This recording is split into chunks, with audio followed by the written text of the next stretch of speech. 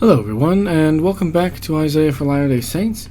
Today we're going to be doing Isaiah 57, and there's some pretty interesting things here. I should mention, Trado Isaiah is kind of not for children, right? Some of it is fantastic, right, and some of it's just fine for kids.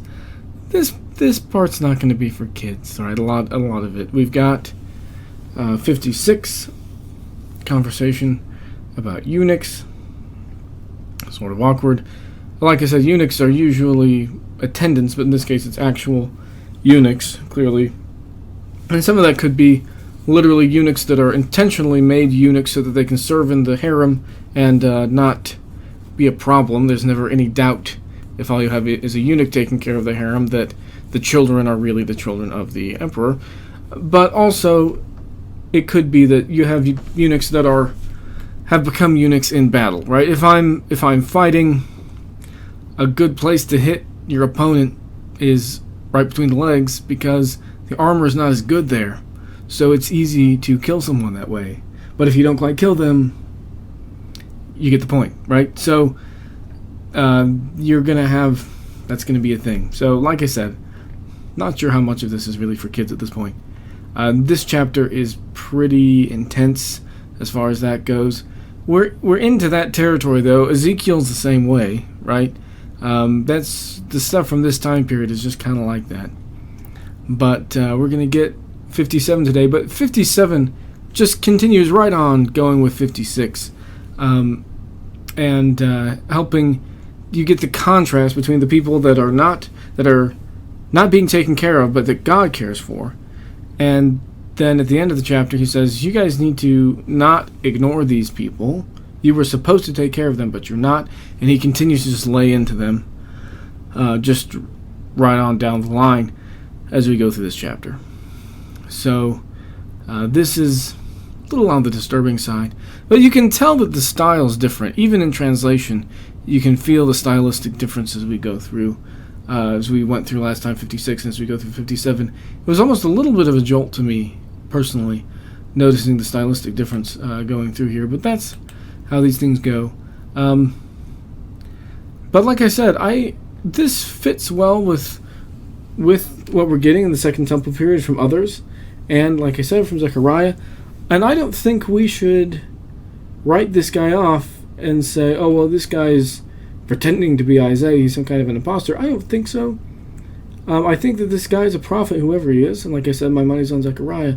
But I think that he very likely identified himself at some point in chapter 1 and chapters 56 through 66. And that has just been edited out with all the other edits that were made. Somebody's edited the whole thing together. I don't know that. It could be that they didn't feel the need to identify themselves, but it seems at least likely that at some point this person had identified themselves, and but now it's gone. Or maybe he just, like I said, assumed that the audience was going to know that it was him, and didn't feel the need to identify himself. You'll notice all the way back in chapter 1, it seems to suggest that there is somebody that is actually looking back on these days. The vision of Isaiah the son of Amos, which he saw concerning Judah and Jerusalem in the days of Uzziah, Jotham, Ahaz, and Hezekiah, kings of Judah. This is what happened way back in the day, right? Whereas in chapter 2, the words that Isaiah the son of Amos saw concerning Judah and Jerusalem. You don't have to identify a time period for chapter 2 because this is, of course, everybody knows Isaiah. Chapter 1 has to identify a time period because this is something tacked onto the beginning later, and you have to remind everybody, you remember back, this is this time period, right? And so he gives you the time period, and then he gives you his introduction to it, right? And then we begin with Isaiah himself in chapter 2 through 55. So that's, I think, sort of what we're seeing here. But whoever did this is a real prophet, and they're a good prophet, but they're different. They're different than Isaiah. Style's different. And that's okay. That's okay. It's a little bit The style is maybe a little bit more intense in some ways, although not always. Isaiah is pretty intense sometimes, but this is more like Ezekiel, even a little bit more intense than Isaiah. But you'll see what I mean by that as we go through this here. So 57, he's just continuing on from 56. So I'll read a little bit of 56 to remind you. He says, "All ye beasts of the field come to devour, yea, all ye beasts in the forest. His watchmen are blind, they're all ignorant, they're all dumb dogs, they can't bark, sleeping lying down, loving to slumber. Yea, they're greedy dogs which can never have enough. They're shepherds that cannot understand. They all to their own way, every one for his gain from his quarter. Come ye, say they, I will fetch wine, and we will fill ourselves with strong drink, and tomorrow shall be as this day, and much more abundant. The righteous perisheth." This is 57 now. "The righteous perisheth it, and no man layeth it to heart. And merciful men are taken away, none considering that the righteous is taken away from the evil to come. He shall enter into peace. They shall rest in their beds, each one walking in his uprightness. But draw near hither, ye sons of the sorceress, the seed of the adulterer and the whore. Against whom do ye sport yourselves? Against whom make ye a wide mouth and draw out the tongue? Are ye not children of transgression, a seed of falsehood? Inflaming yourselves with the idols under every green tree, slaying the children in the valleys under the cliffs of the rocks?"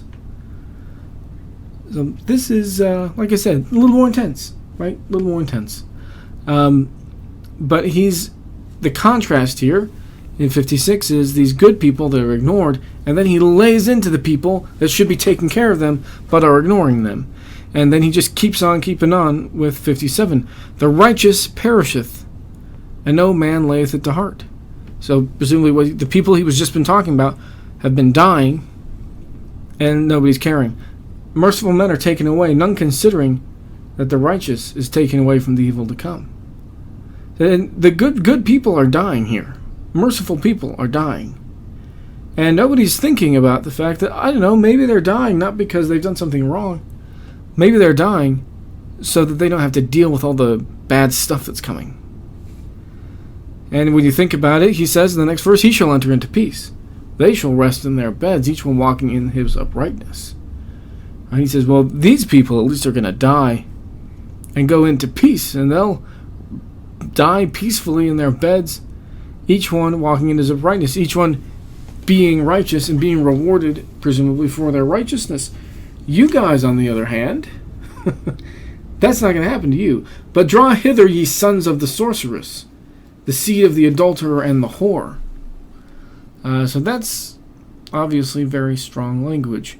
Now, what does he mean by sons of the sorceress here?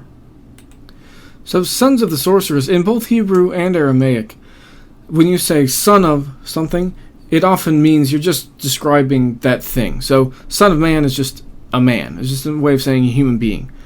So here, sons of the sorceress, it's very likely describing that these people are partaking of these things that the author is considering to be sorcery. The seed of the adulterer and the whore. The adulterer and the prostitute get together, and these are the people that have been produced.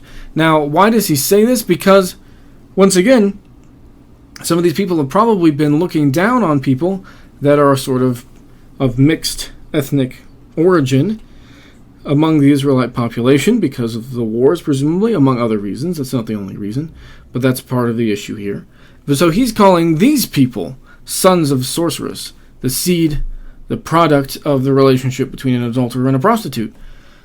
So he's saying you guys are the ones that have the problem, not these people. Against whom do ye sport yourselves? In other words, who are you making fun of? Against whom do you make a wide mouth and draw out the tongue? Literally the same thing. You see little kids do it today. They pull their cheeks, open their mouths wide and stick out their tongue at people. That's the kind of thing, right? Are ye not children of transgression, a seed of falsehood? It says, who are you guys making fun of? You guys are the ones with the problem. You're children of transgression and seed of falsehood. You guys are the ones with the problem.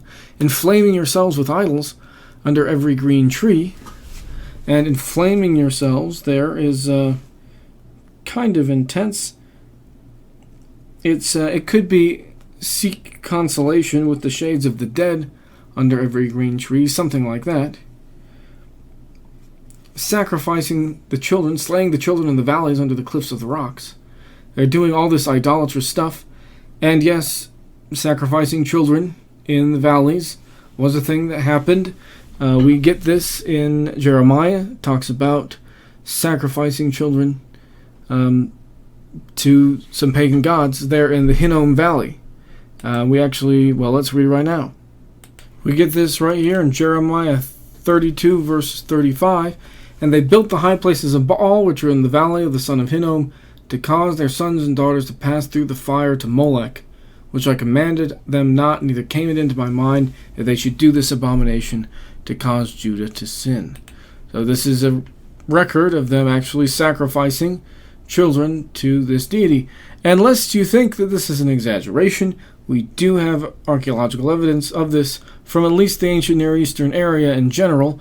We have evidence of this from colonies of Canaanites that spread out, called the Phoenicians, spread out through the Mediterranean, and we do have evidence of this from at least the colonies. So this suggests that this is maybe not an exaggeration, that these people are really doing this, that they really are sacrificing their children. You often will look at things like that and say, well, this is the prophet exaggerating for effect. He may not be exaggerating for effect here. He may literally be talking about people killing their own children, sacrificing their own children as part of rituals. And that's clearly the parallelism, inflaming yourselves with idols under every green tree, then slaying the children in the valleys under the cliffs of the rocks. So the slaying goes with the idolatry, presumably. It's a parallelism talking about them sacrificing their children. It says, among the smooth stones of the stream is thy portion. They are thy lot. Even to them hast thou poured a drink offering. Thou hast offered a meat offering. Should I receive comfort in these? So what is that? Among the smooth stones of the stream. So this smooth stones of the stream could mean literally, or smooth of the stream, right, is literally what that's translated. That could mean literally there's actually smooth stones that are in the stream because the stream is smoothing the stones. So down there in the valley, you're sacrificing among the smooth stones of the stream, and that's your portion. But then what is there thy lot?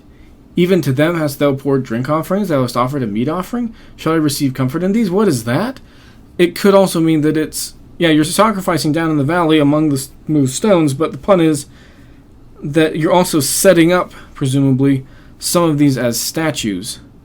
That you've got some big standing stones that they're setting up. We have evidence of this in the ancient Near East, of people setting up these big rocks as stones that they offer to. Those are sort of these idols or whatever that they're offering to. Although actually that's a little bit complicated too, but in some cases they're clearly idols. So they're offering to these idols. So these idols that you've set up in the valley are your portion. They're your lot. You've poured out drink offerings to them, which they do. They pour out drink offerings to the Lord, but you pour out drink offerings to idols too. Wine, or sometimes even blood, or oil. Thou hast offered a meat offering.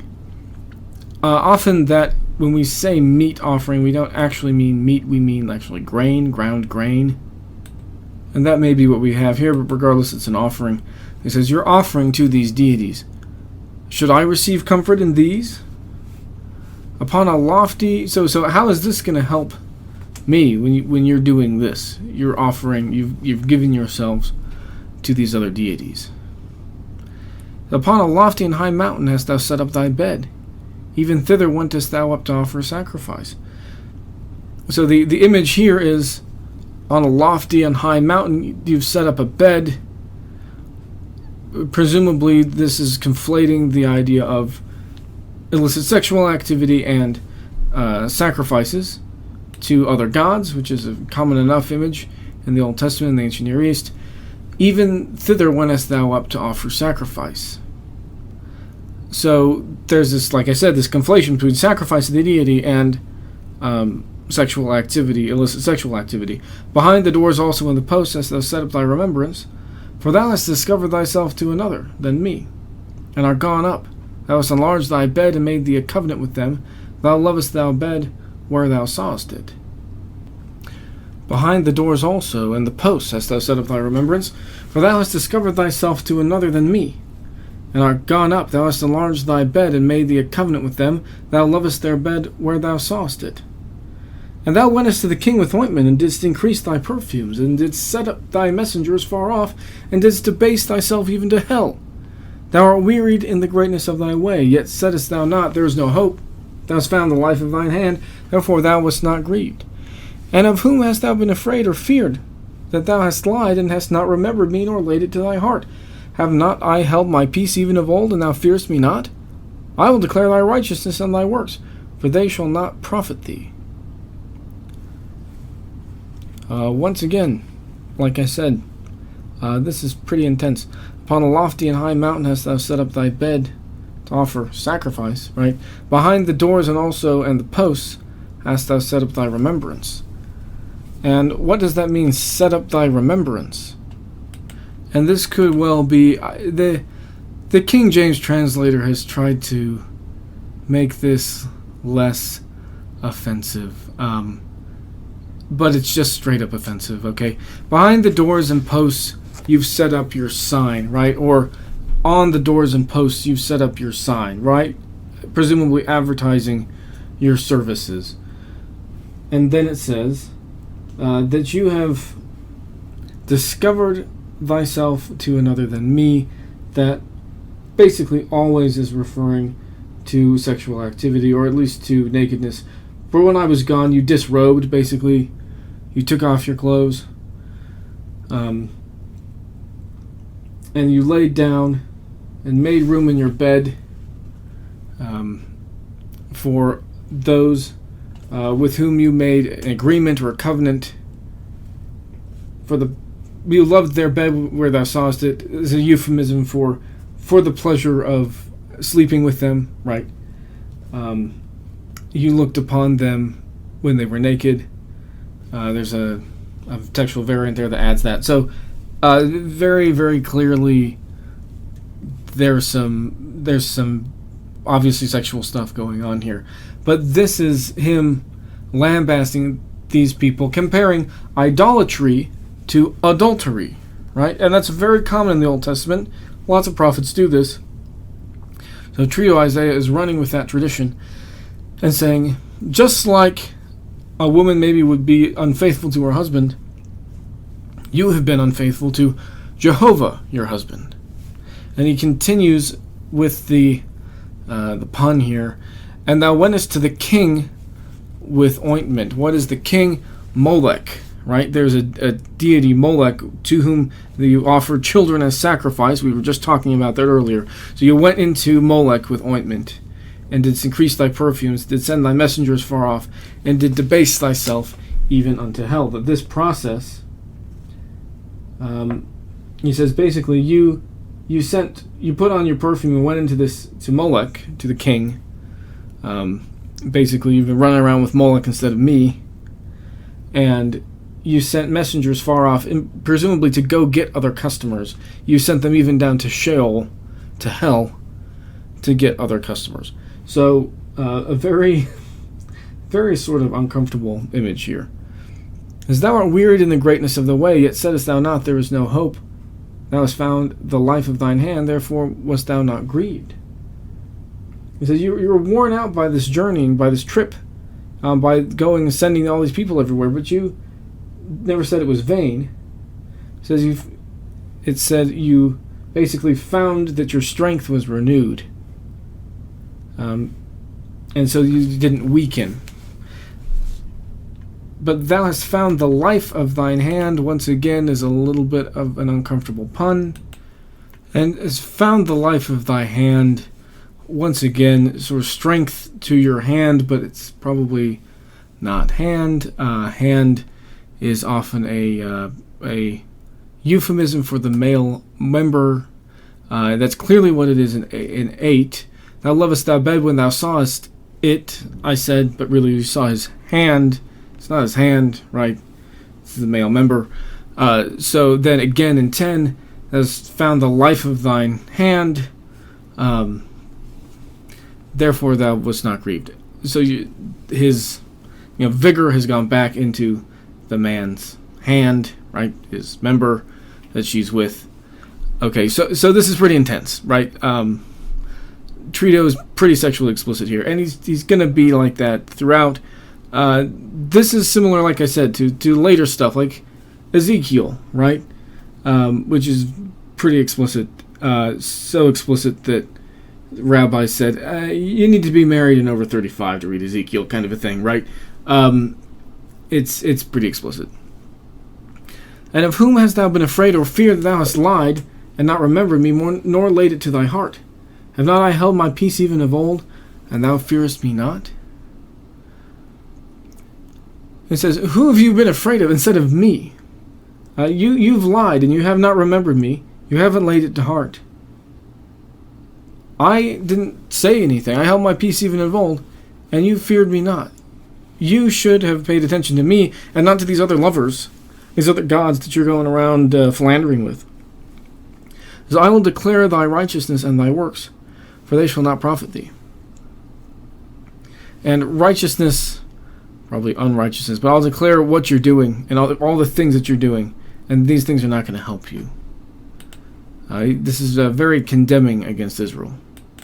And you could even translate righteousness there maybe as conquests. And I'll declare your conquests and your doings, but they're not going to help you. When you cry out, so I'll continue here, when thou criest, let thy companies deliver thee. But the wind shall carry them all away. Vanity shall take them, but he that putteth his trust in me shall possess the land, and shall inherit my holy mountain. And shall say, cast ye up, prepare the way, take up the stumbling block out of the way of my people. For thus saith the high and lofty one that inhabiteth eternity, whose name is holy. I dwell in the high and holy place, with him also that is of a contrite and humble spirit, to revive the spirit of the humble, and to revive the heart of the contrite ones. For I will not contend forever, neither will I always be wroth. For the spirit should fail before me, and the souls which I have made. For the iniquity of his covetousness was I wroth, and smote him. I hid me, and he was wroth, and he went on frowardly in the ways of his heart. I have seen his ways, and will heal him. I will lead him also, and restore comforts unto him and to his mourners. I create the fruit of the lips. Peace, peace to him that is far off, and to him that is near, saith the Lord, and I will heal him. But the wicked are like the troubled sea, when it cannot rest, whose waters cast up mire and dirt. There is no peace, saith my God, to the wicked.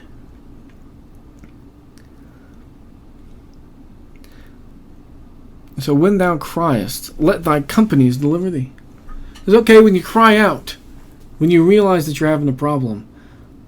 Let the companies, or even maybe the ones that you've gathered, these deities that you've gathered together, come to your rescue. Let's see how that works out for you. By the way, it's not going to work out. The wind is going to carry them all away. Vanity shall take them. Or even a breath of air, right? Nothingness. Even a puff of wind can blow them over. But he that putteth his trust in me shall possess the land, and shall inherit my holy mountain. It says, okay, great. You want to trust in these deities you've gathered together? Fine. Let's see how it goes for you. They're just going to get blown away with nothing. If you put your trust in me, you'll inherit my holy mountain. Rather than a little rock, you can have a holy mountain. And this is a reference to the temple that's in the process of being built. And shall say, cast ye up, cast ye up. In other words, prepare the way. This is getting a road together. Prepare the way. Take the stumbling block out of the way of my people. Get the road back in order. Prepare the road and take the stumbling blocks, the stuff in the road, out of the way of my people.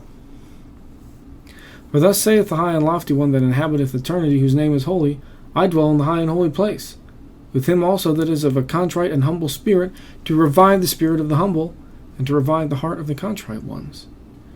So he's saying, get everything ready for people to go along the sacred way up to the holy mountain, up to the temple. Prepare this road. Because he says he's the high and lofty one that inhabiteth eternity.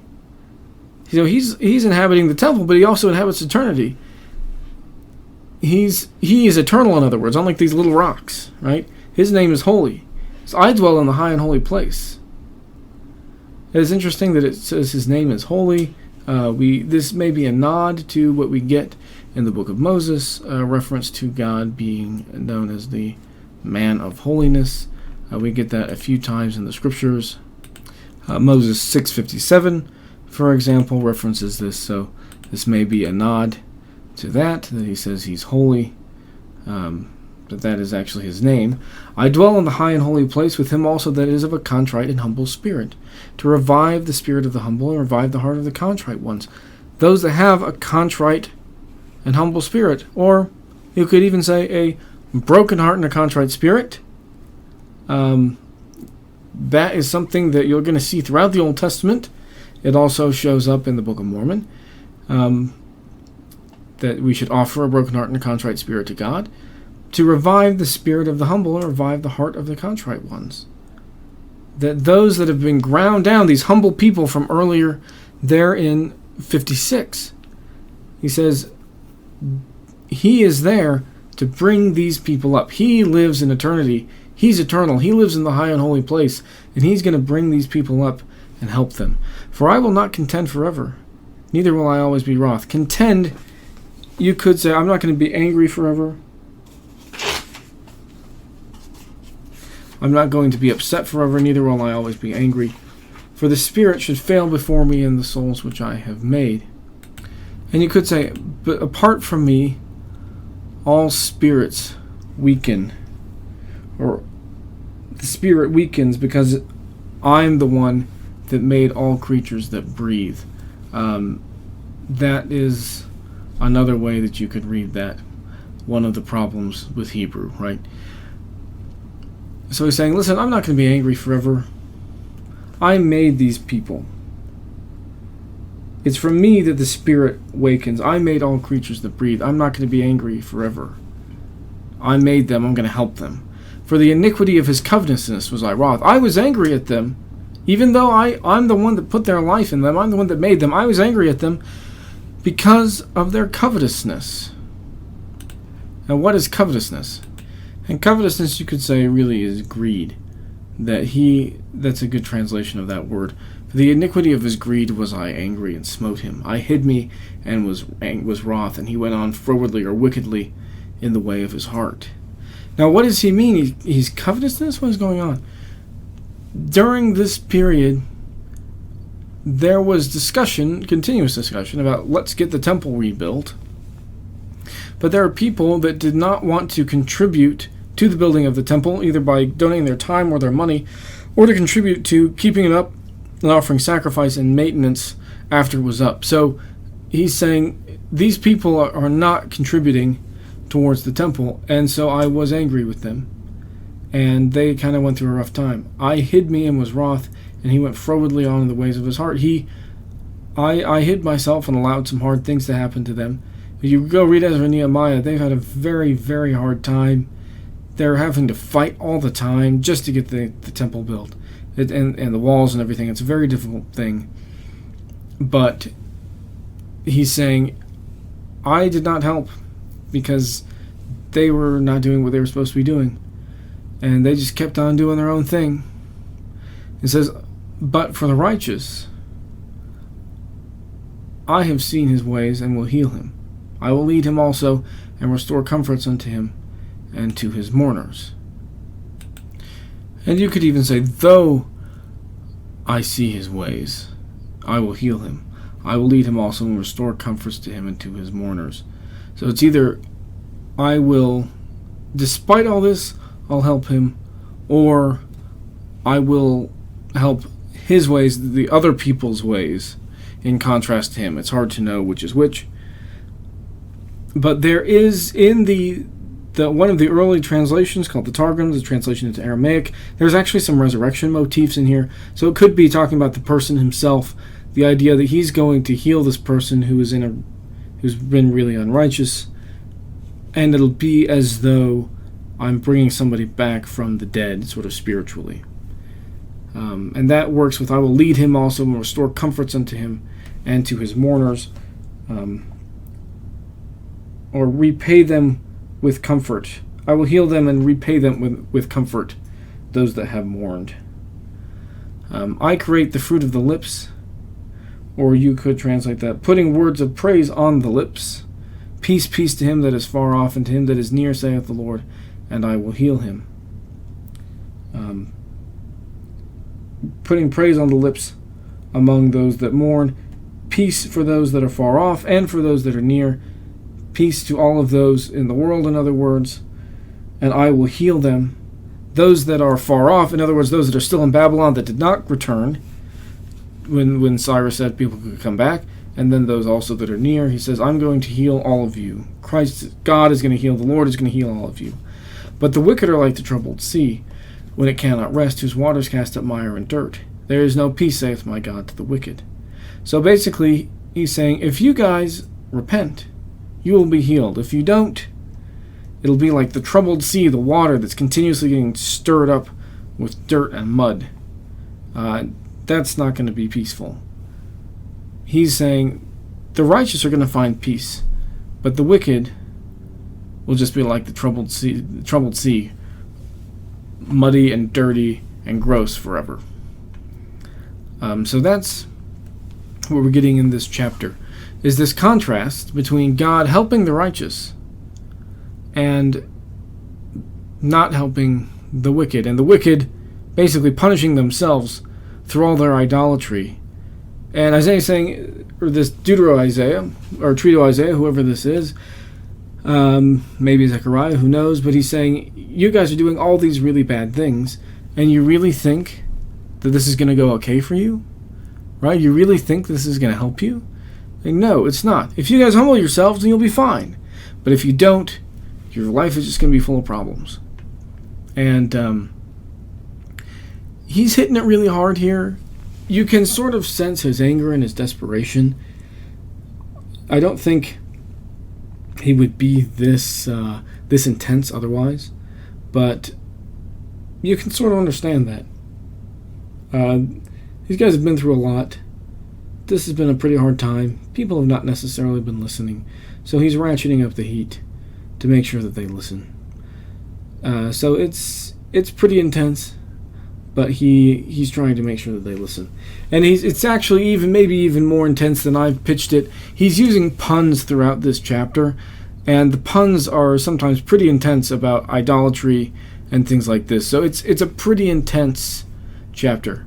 But he's saying, listen, if you guys don't repent, it's going to go really badly. But you can see why it's going to go badly. So that's it for this chapter. Next time we'll be getting 58, which is pretty famous, but we'll talk about some of the nuances of the chapter, and we'll see you guys next time.